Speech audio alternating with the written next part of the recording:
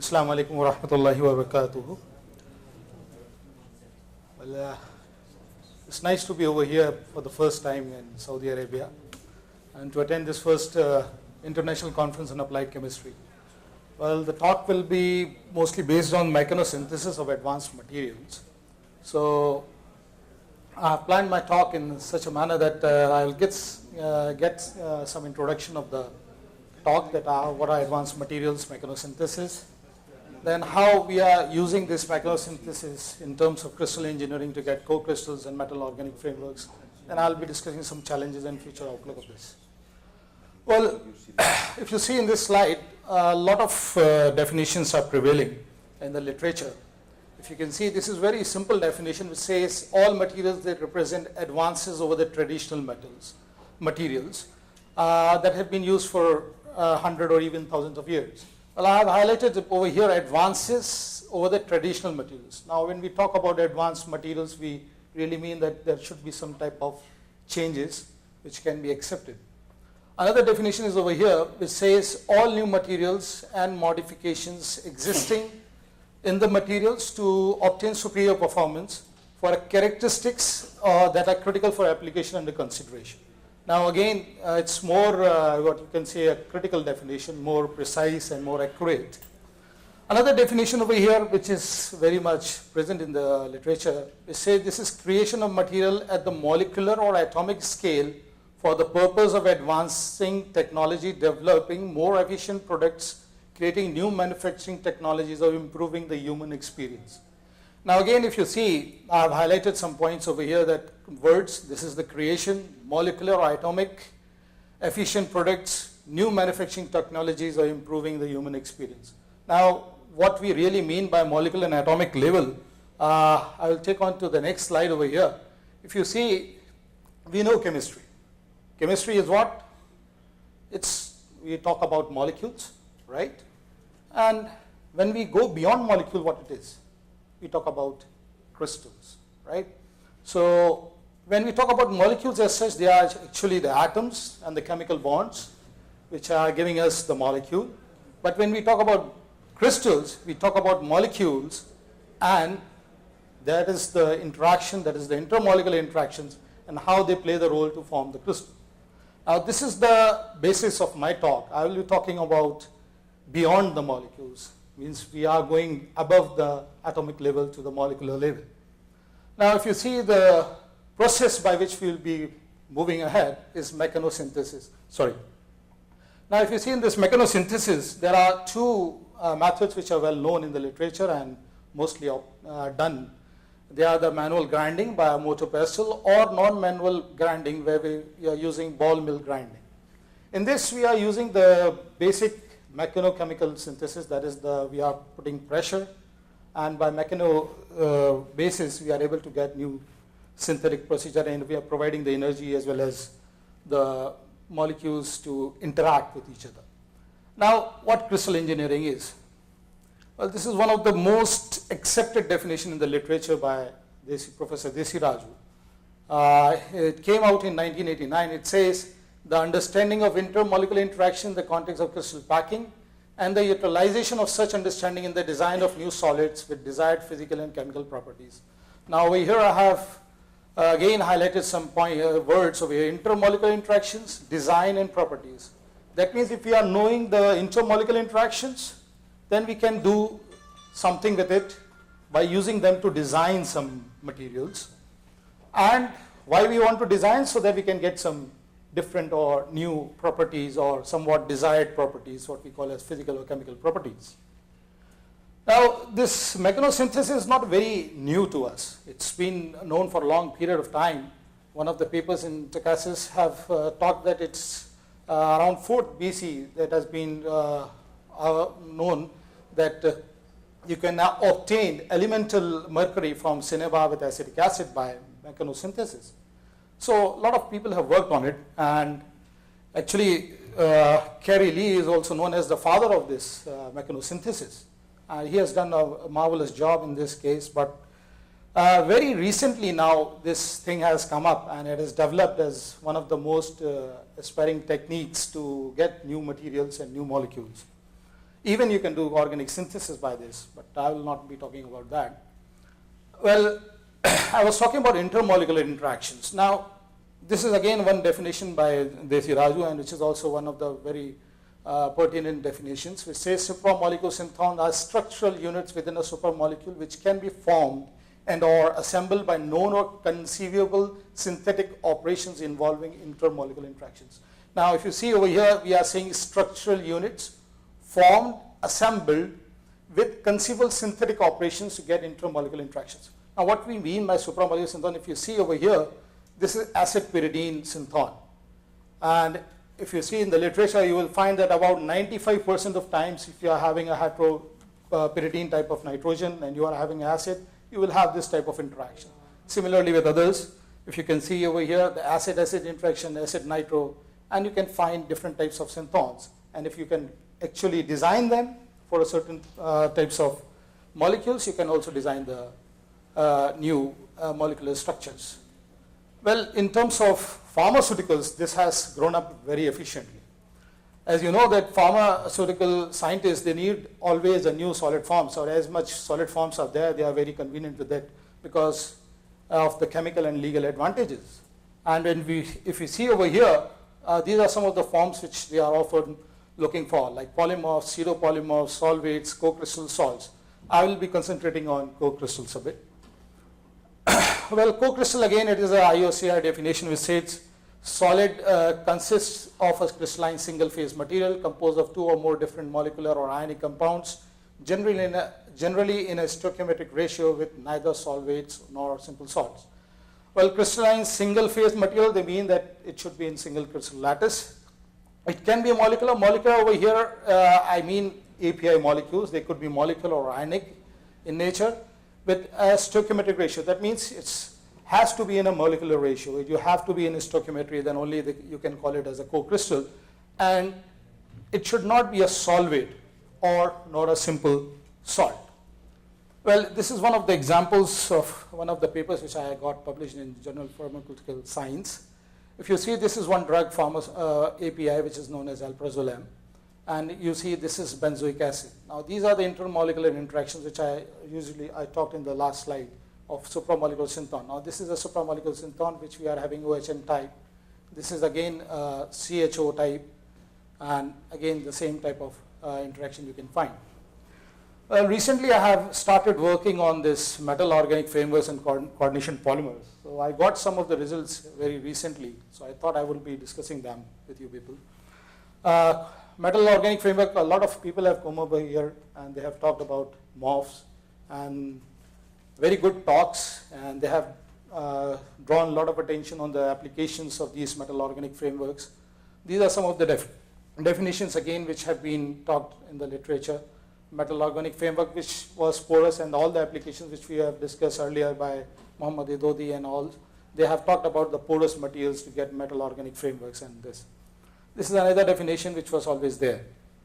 Now, this is the synthetic methods by which you can actually get them. They are solvothermal, hydrothermal, microwave, and so on. But I will be emphasizing on this mechanochemical or mechanosynthesis. Well, if you can see, this is a diagram which you can see these are the metals. These are the organic ligands which have different types of shapes.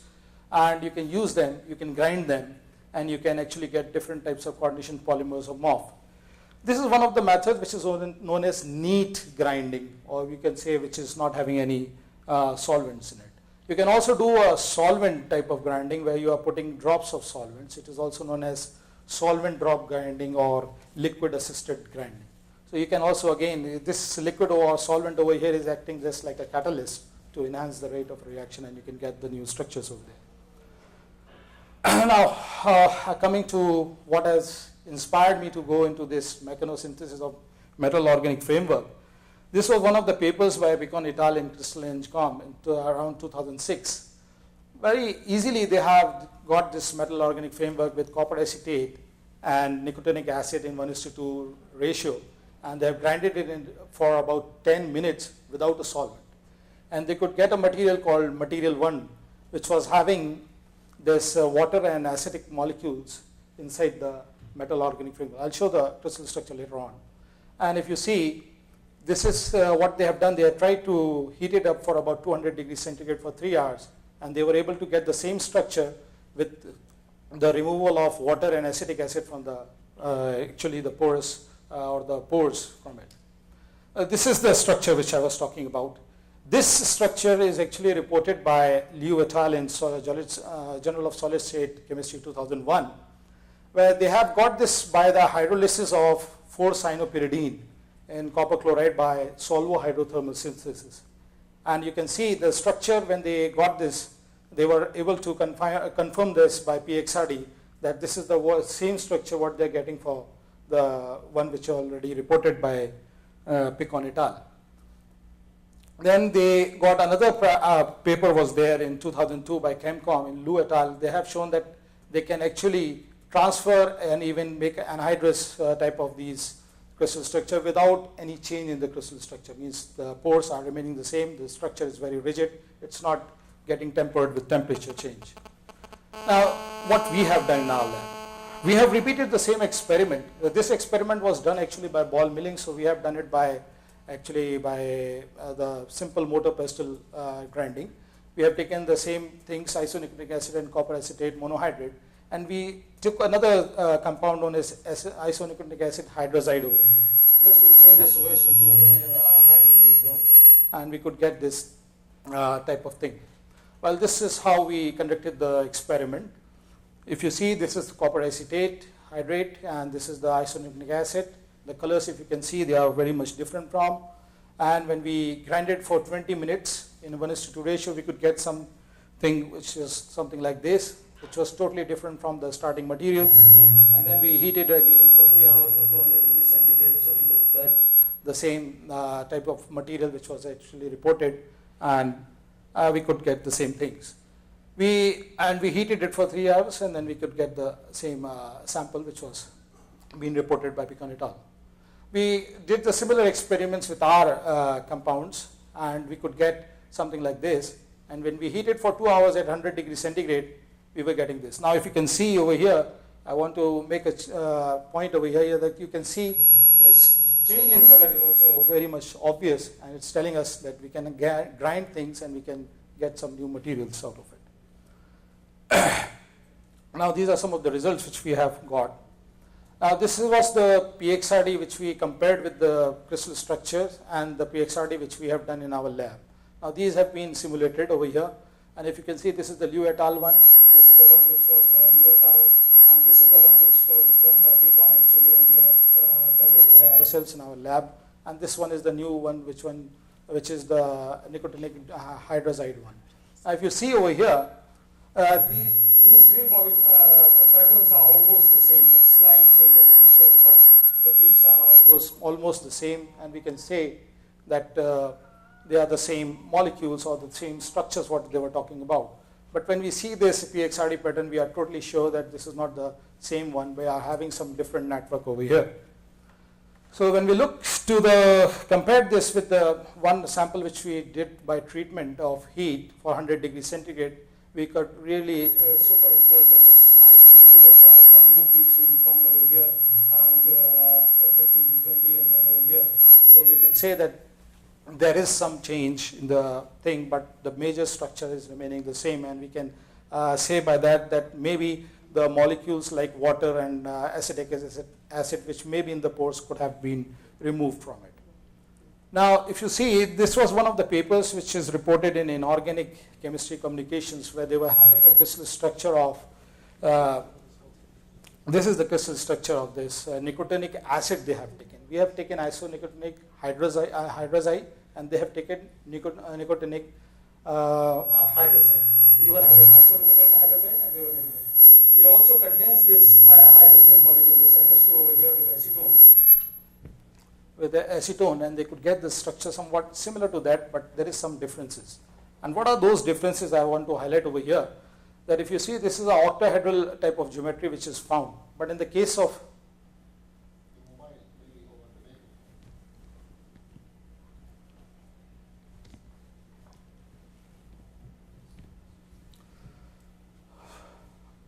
so what we are getting over here is that the structure over here is octahedral in nature, And the structure which has been reported for these molecules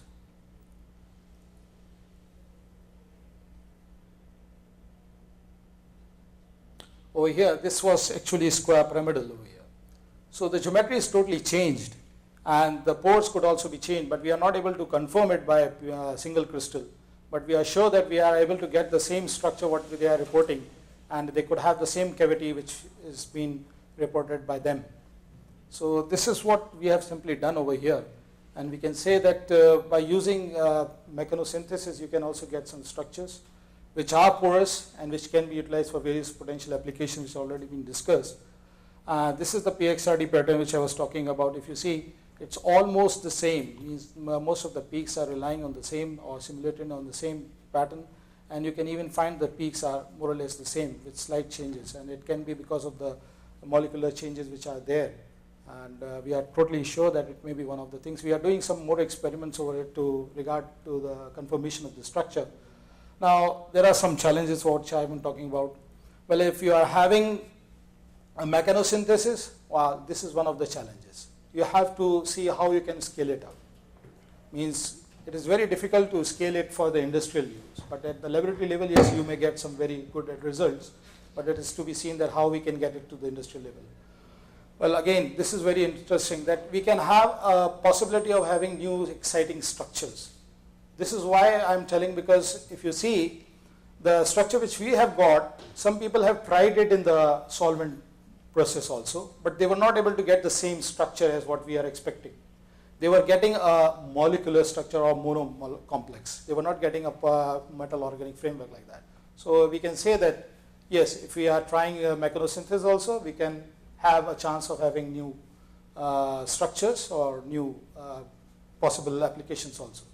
Now, one of the interesting thing about this is this, it is reproducible. As you can see, we have reproduced the same results of the PECON by just a motor pestle that is reproducible as well as reliable when we are doing in bulk. Bulk I mean in the laboratory bulk. Shortening of reaction time is one of the very good aspects of this reaction. This reaction could take a lot of time. If you are doing by hydrothermal synthesis, it may be around 5 hours or 6 hours or even a day. But over here by mechanosynthesis for about say 15 minutes, 20 minutes, you can get these and you can record the PXE patterns. You can able to know the changes in the structure also. Over here, environmentally, we are also very safe. We are not using any bulk solvents and high temperature, so environmentally, we are very safe over here. And we can also say there is an alternative to get to traditional solvent-based synthesis. So these are the people who have been associated with me in this work. This is my PhD scholar. These are 2 MSc project students who are working on this, and I would also like to acknowledge my chairman, Department of Applied Chemistry, who had given us some of the facilities in the department. This is the university. This is one of the very oldest universities in India. It's around more than 100 years old as a university, but it has been established right around 1820s.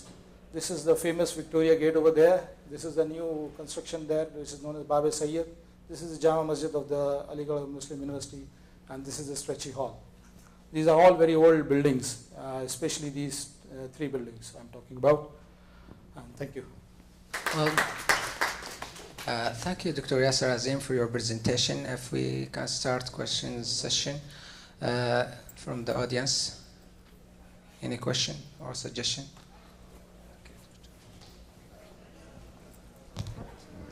It's a very interesting concept you introduced, mechanosynthesis. How homogeneous your material is. Have you tested taking different sample in different spots and analyzed? Yeah, we have taken it and we have done it. We have repeated many times, and we could get that the homogeneity is always there, and we are able to get it done it by different packings and different other procedures also. We have also taken some PXRD patterns with all the things by keeping it for a longer period of time. Say if we have grinded it for about 10 to 20 minutes, then we have left it for some time, then we have again recorded this PXRD, and then we have seen that if there are some changes or there are some differences. So we find that we are very much there with the PXRD. It is a homogeneous in nature. So you confirm that there is so homogeneity is. Yeah. Okay. That's coming back to the second question. That when you showed the color from blue to green by heating at 200 degrees temperature, you may be changing the coordination sphere of your copper from octahedral to square planar because Yeah. water is placing at high temperature. Exactly. That is what we are also experiencing, because what has been reported in the paper, one of the papers which I have talked about,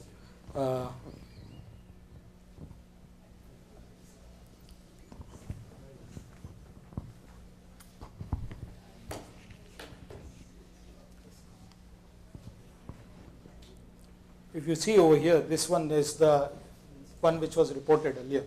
Now in this, they are having a square pyramidal structure of the copper. Now when they are heating it also, they are able to get the same structure, means the same thing, just removal of the water and other molecules. But in our case also, we are finding the same things. And our geometry is totally different from what they are having, because we are expecting it to be an octahedral geometry. We are still going on with some of the experiments to confirm it. But we are very sure that it is octahedral, which has been reported by others. So we are sure, but we are still not totally sure. Thank you.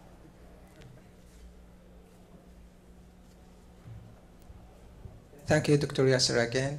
And let's start with Dr. Ali Abdul Hamid Muhammad, entitled Class Formation of Some Physical Properties of Classes in the Ternary and Quaternary Systems.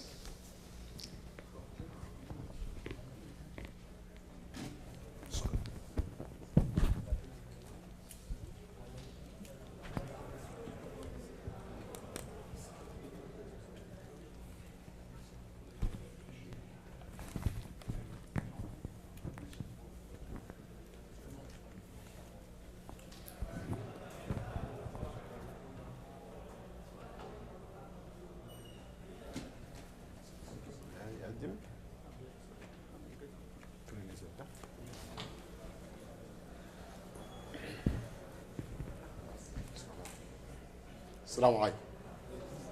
Firstly, I have two opposite feelings. I'm very happy because I'm here to meet my old friends. I don't want anyone to speak, please.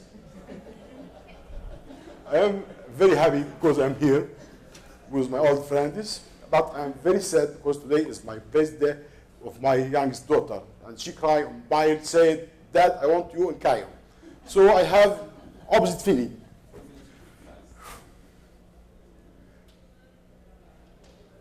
Ali Abdul Hamid Ali, Glass Research Department in RC Dock, Cairo, Egypt. This is my picture. I always have here, but I have Umrah, so I cut my hair. Glass formation and some physical properties of glasses in the ternary and quaternary B2O5 calcium oxide, sodium oxide H2O systems. Why we choose these systems? It is well known that many systems of composition P2O5, calcium oxide, sodium oxide were prepared using different preparation techniques. But none of them was traditional technique. In glass, we make it by a simple way. We put chemicals and melt them, then we have glass. In industry, many precautions making to have glass. But there are a traditional way, just put chemicals and make fire, melt, you have glass. This system never prepared by this way. We made it by this way.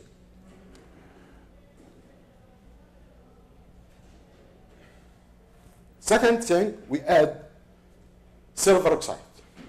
So we have two questions now. Why we choose this system? Why choose silver oxide? Natural bond, predominantly hydroxyapatite, CF5, PO4, 3OH. This is the composition of the bonds, which mainly composed of calcium oxide and P2O5. But we add sodium oxide for a reason, to make it durable. When it put in water, it dissolves. The glass dissolves. Give ions, sodium, calcium. This used when bond broken, we put them. This dissolve in the body, save completely. So we can use it to fix all broken of bonds.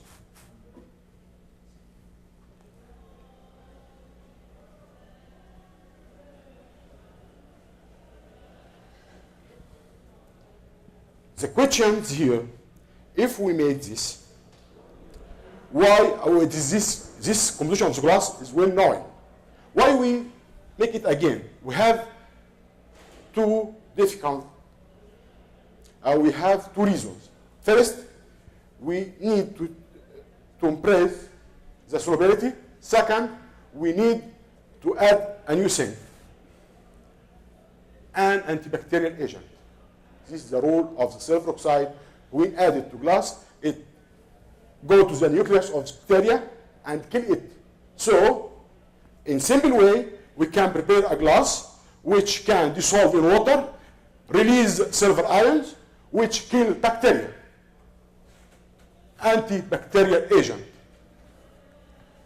We prepare glass from diamonohydrogen phosphate, calcium oxide as calcium carbonate, sodium oxide as sodium carbonate, silver oxide as silver nitrate. We have patch of 50 gram glass. No, sorry. This is a composition of ternary, calcium, sodium, potassium. We reach to about 30 or 45. This crystallized. This is not glass. The semi-crystallized. This region is glass. The different composition. When we add 0.5 mole of silver, glass formation region decrease. Reach to about 60. By B2O5 with 60, durable. Phosphate glass, durable. By simple way, if you put a glass of phosphate glass in the air, tomorrow you will find nothing. You will find wet. Disappear completely. In this region, 0.5 glass forming region, we have 1 mole silver oxide, 60 mole percent of phosphate, 2 mole Ag2O5. We use different concentration of silver oxide. And we have a mini composition of glasses. We study chemical durability of these glasses. Each glass has different trait to be sold in water. Some take minutes, some take hours, some take days. So we can use different times, different glasses to obtain silver ions in the solution for different traits, slow rate, fast rate. For example, if you have swimming pool, you want to clear bacteria in the water. You had to use small glass with rate slow. By time, ions of silver release that kill bacteria. You have about 7 days, water clear completely. We have XDRD pattern to prove glass state, not crystalline. Effect of replacement, we choose we study all glass samples, about 75 samples. Study effect replacement calcium phosphor في المولر فوليوم, في الدنسيتي, في chemical durability, في pH, whatever. This is a lower region. This is a lower region studied before, or known before. It's 40. You have to 35. This is important. Here, different 4 types of bacteria. E. coli, one of them. With this, a glass sample. This petri dish. This color is bacteria. This is empty of bacteria. When we stick a glass in E. coli, it disappears. You can see that, no bacteria here. This, after about 30 minutes. This different type of glass, after 5 minutes. This different type of glass, after 2 days. You have nearly same result with different time, depending where you can use this glass. We studied 75 type of glasses, have different rates of dissolution, have ability to kill bacteria. You can use this swimming pool, bathrooms, hospitals, many ways. Now, in our lab, we study to use this to produce makeup for women. Shave. We will add them to shaving to kill bacteria, to protect skin. We try now, we did it already, في البونز بتاع الراب والراب. We will try في البون بتاع human urine, I see. The main difference between this study and the previous study is the glass were prepared using the commercial melting glass forming region containing more than 40% of P2O5. That 41% was the minimum concentration to obtain transparent glass, whereas the composition containing 35% showed spontaneous crystallization. The thermal glass forming region in the present work was with the report about the glass forming regions. Introducing of silver oxide to the ternary and reducing the glass forming region. See you soon, inshallah. Thank you. Well, thank you, Dr. Ali Abdelhamid Mohammed, for your well-delivered presentation. And we would like now to have some questions from the audience. Indeed. Okay, I have many questions. One of them, what is the identity or the phase of the silver oxide within your glass? In silver particles or silver is still silver oxide? No, silver ions. Silver ions. Silver ions. It releases as silver ions, which, when it dissolves in water, this glass, silver ions be free. He attacks the nucleus of bacteria, kills the cell. Silver ion attacks the nucleus of the bacteria, so this is the active ingredient. Okay, what is the mechanism of release? Is it ion exchange or what? No. It is dissolution. Or like diffusion? No. Dissolution. Solubility. Soluble. It will be soluble in water. Soluble in water. For how long? It depends on composition of the glass. Okay. We have many types. One take minutes, one take days, one take week. Not years. No. So if I have a swimming pool that has a glass, I have to change it from time to time? No. Or just put No. a piece of glass You inside? just put a piece like that. It's the corner of the swimming pool. Okay. It will be completely free from bacteria for a week. Okay. After a week, you can add another. Okay. Depend on the concentration? Depends on the composition of the glass. Okay. You can use, in some cases,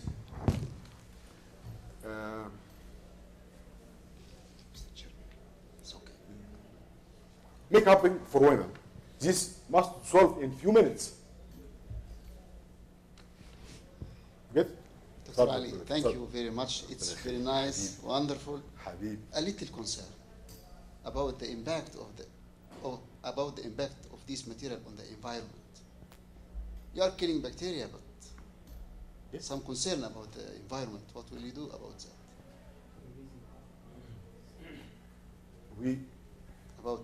We don't The load work of silver. environment. The load of silver on the environment is not really good. So what? No. Silver don't pollute the environment. No. It's protected. You can see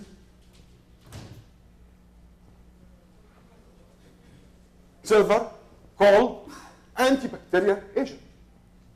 For human being, It's completely safe. really, Completely safe. Silver is completely safe. for human being. Completely safe. Is it? Okay, any more questions from the female section?